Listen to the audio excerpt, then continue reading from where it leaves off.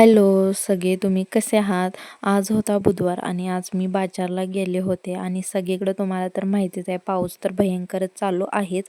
बाजार पण जास्त भरला नव्हता आणि इतकी जास्त गर्दी नव्हती आणि भाजीपाला तर खूप महाग झालाच होता. आणि तुम्हा सर्वांना तर माहितीच आहे पूर आल्यामुळे ना ज्यांना यायला शक्य होतं भाजीपाला घेऊन ते आले होते आणि ज्यांना यायला नाही शक्य ते काय आलेच नव्हते सोडा. आणि तो आसपासची जी गावं होती ती पण थोड्या गावातून आलं होतं भाजीपाला. जास्त घरगुतीच होतं पण जास्त महाग होतं भाजीपाला. पण काय करणार?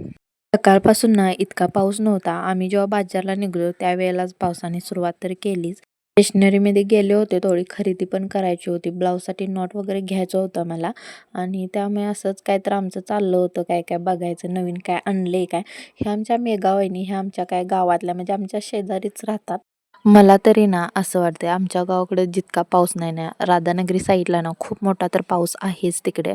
जरी आपण दिवसा जरी गेलो ना तिथं काहीच दिसणार नाही, इतका मोठा पाऊस असतो. दिवस रात्र पाऊस तर चालूच आहे राधानगरीमध्ये आणि तिथली माणसं ना शक्यतो करून जास्त नाही बाहेर निघत. ज्यांना काम आहे तेच जातात. पण प्रचंड पाऊस आहे, जास्त माणसंच तुम्हाला दिसणार. राधानगरी धरणाचे 7ही दरवाजे उघडल्यामुळे महापूर तर आल्यालाच आहे आपल्या भोगातीला आणि जायला ना कुठूनच वाट राहिली नाही.